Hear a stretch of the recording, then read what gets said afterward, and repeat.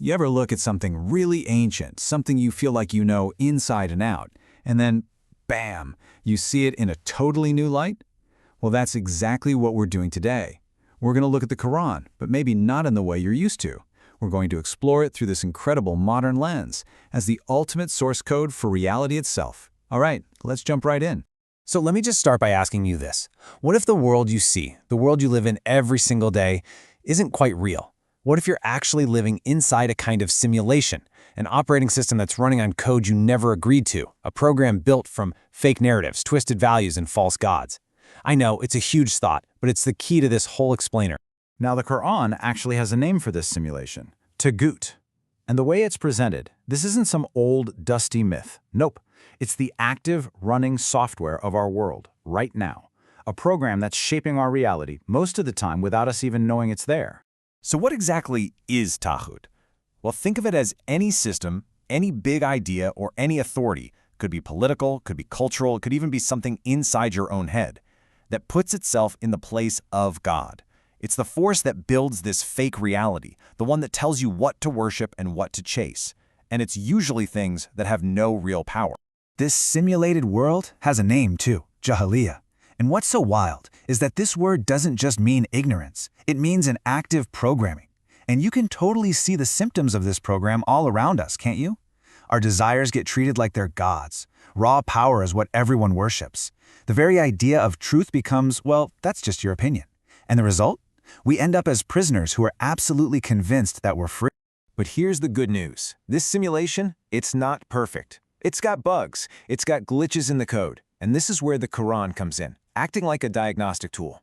It's guidance, specifically for those the text calls the muttaqin, and that's a key term.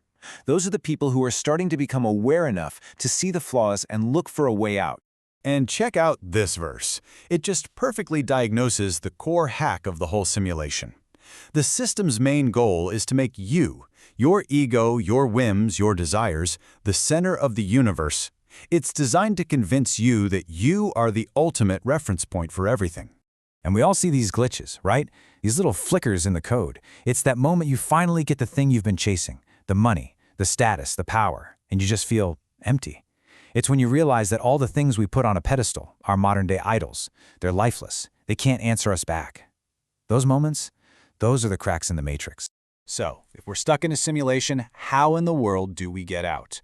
This is where the whole idea gets really powerful. The Qur'an is presented as the red pill. It's the ethereal jailbreak. It's the original source code that lets us see reality as it truly is and start the process of logging off. This is that guidance that was promised to the muttaqin, the ones who are ready to wake up. Let's break down some of the key functions in this source code. You've got tawheed, right? The belief in the oneness of God. That's the ultimate root command. It basically says, return all power and sovereignty to the one true source. Then you have an ayah, a sign or a verse. It's not just text, it's a system interrupt, a sudden glimpse of the real world outside the simulation. And then there's dhikr, remembrance. Think of it like an antiviral routine, constantly cleaning house and resetting your heart's operating system. And the stories of the prophets? They're not just stories. They're like patch files. They're incredible case studies in how to breach the simulation. You have Noah building a massive boat on dry land, completely ignoring the logic of his society. You've got Ibrahim literally smashing idols. He's debugging the false objects of worship. And then Musa confronting Pharaoh. He's not just arguing, he's trying to overthrow the entire operating system of tyranny. Okay, so let's dig into the proof. The source code gives us these amazing case studies of these system breaches in action. These are moments where the prophets didn't just push back against the simulation, they completely shattered its basic logic. Okay, look at this exchange with Ibrahim. His father is running on the simulation's code. He throws down a challenge. Do you reject my gods? It's confrontational. But Ibrahim, he doesn't take the bait. He just replies with a prayer for peace. He completely steps outside the conflict-based program. He just refuses to play the game by its rules. That's a system breach. Now check this out, Musa and Pharaoh. This is totally different. This isn't about sidestepping the logic, it's a full-on system override. Pharaoh makes the ultimate statement of the simulation. I am your Lord Most High. He's defining reality itself. Musa doesn't just say, no, you're not. He responds with tawheed. He reboots the entire frame of reference. He's not just offering a new argument, he's installing a whole new operating system where Pharaoh's claim is just irrelevant. And this last one is just beautiful. The Queen of Sheba, Bilqis, worships the sun, a huge, powerful object inside the simulation. Solomon doesn't debate her. Instead, he builds a crystal floor that looks exactly like water. And when she mistakes it, in that one moment, she gets it. She understands that what seems real can be an illusion. That's her red pill moment.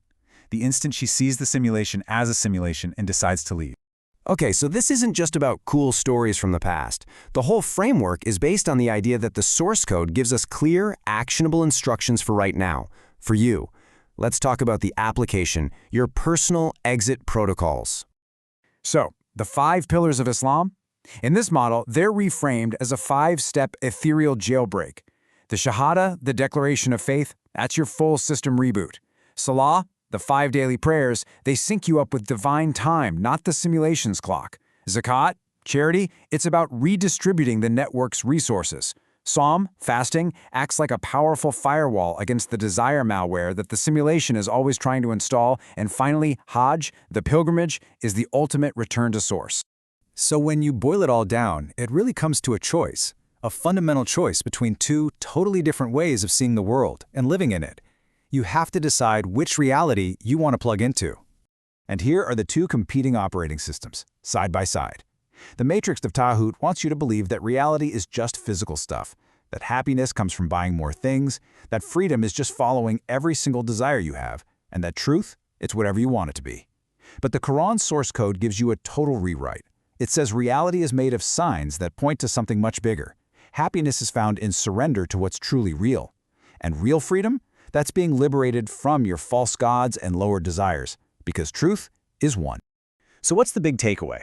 Taking this red pill, it means waking up. It's the realization that taghut isn't one dictator or one evil government. It's a distributed system of deception, and it's running through our cultures, our societies, and, yeah, even inside our own hearts and minds. And that brings us full circle, right back to one of the most foundational verses in the entire source code. This is the book about which there is no doubt, a guidance for the muttaqin. Which, of course, leaves us with one last massive question. Who are the muttaqin? Well, in this framework, they're the ones who have the awareness to see the simulation for what it is, and then have the courage to make a conscious choice to live by a different code. So in that light, divine guidance isn't just a list of rules. It is the ultimate red pill. It's the way out.